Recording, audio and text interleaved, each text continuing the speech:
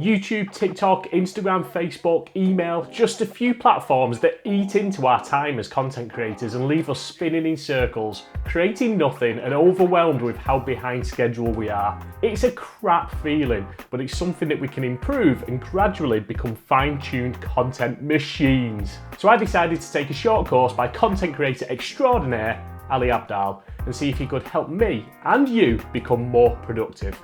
So if you're a busy content creator and could do with an extra 20 pairs of hands or 50 hours in the day, then stay tuned as this video is for you.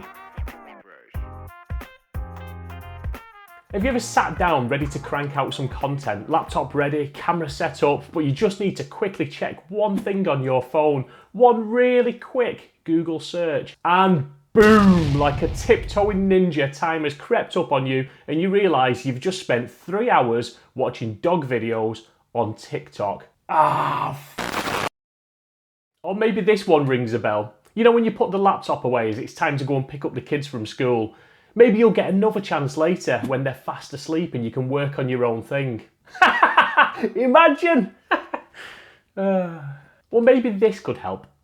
So whilst I was sat watching one of Ali's Skillshare courses, creatively named Productivity Masterclass, Principles and Tools to Boost Your Productivity, he talked about the myth of I don't have time, a phrase that he recommends eliminating from your vocabulary.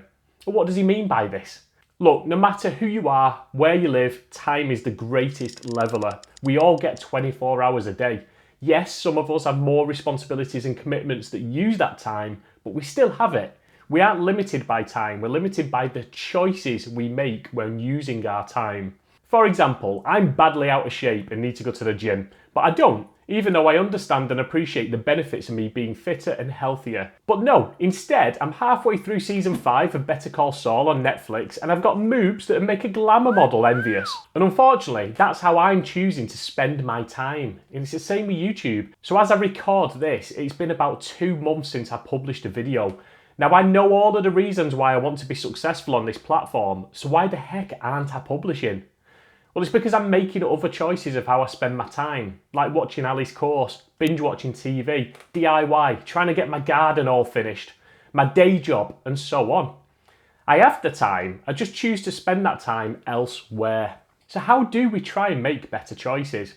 How do we free up time so that we can do things that are important? Well, let's start with an audit. For the next week, I want you to write down everything that you do in the day and the time you spend. And I mean literally everything. So that could be 30 minutes breakfast, 15 minutes getting ready, 45 minutes commuting, 8 hours in the day job, 45-minute commute home. You see what I mean? Write it all down for the next week. And I want you to be really honest and critical. You aren't trying to convince anyone else here. This is for you. Chances are, for most of us, it'll be what happens at night and in the early morning that we can find some opportunities. We can probably shave 2 hours of TikTok scrolling off our routine and add something productive like scripting videos, editing, or even just creating some thumbnails all ready to go. An hour or 2 where you work on your business. Now that's just one of the methods that Ali discusses around the myth of I don't have time. I'd highly recommend that you jump in and watch the full course. I'll leave a link in the description where you can get a good free trial as well, so you don't even have to pay. And whilst creating time sounds simple enough, the reality is you're going to need to find ways to light a fire under your ass and motivate those decisions, which is where lesson 2 comes in. Parkinson's law states that the amount of work will always expand to fill the time allocated to it. For example, if I asked you to produce a YouTube video and you've got a month to do it, chances are it'll take you a month, when in reality you could have just done it in an hour or 2. The more time that you have, the more time the work will take. Now that sounds reasonable, doesn't it? So what are we doing when we have all that time?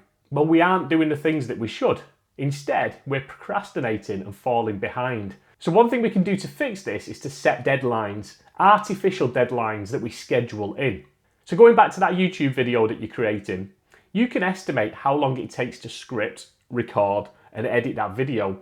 Now set yourself a deadline of, let's say, a week. Plenty of time if you're making the right time choices.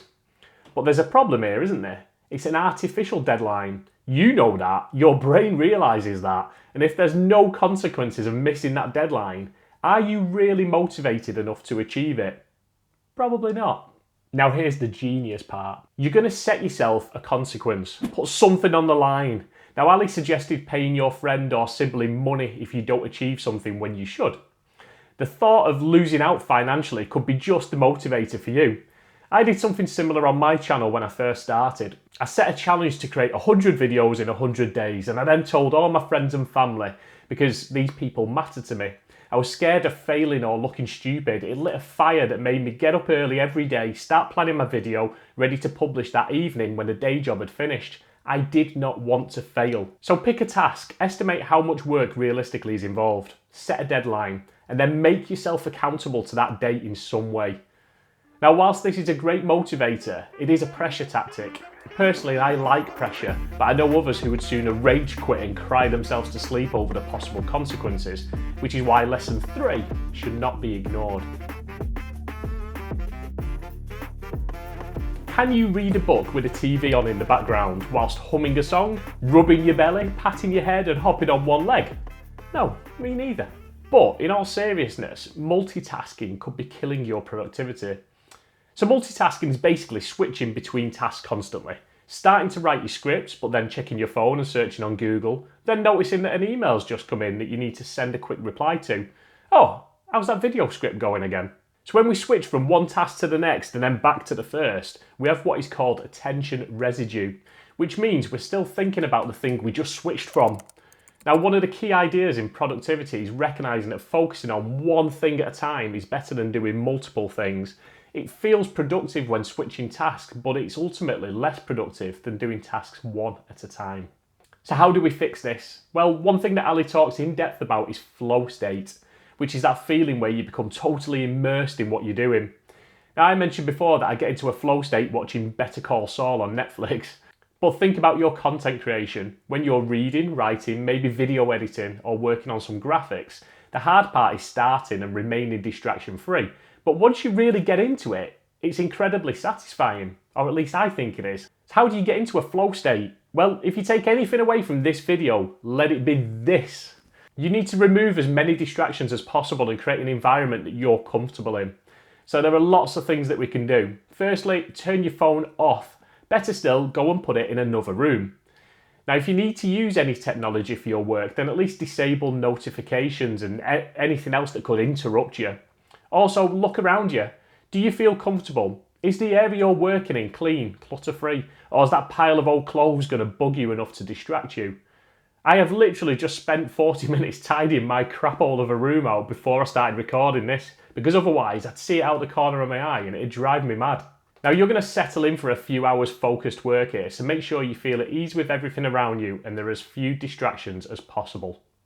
Now, this is a mere snippet of what Ali covers in this course. There are some great takeaways and he delivers high quality information as well as other courses on productivity and YouTube specifically. I highly recommend that you go and watch it and find that one golden nugget that helps you as a content creator. Best of all, if you use the link that I've put in the description, you should be able to get 30 days free access too. So what's stopping you? And if you need more help with your productivity and YouTube especially, then the next video is going to be perfect for you.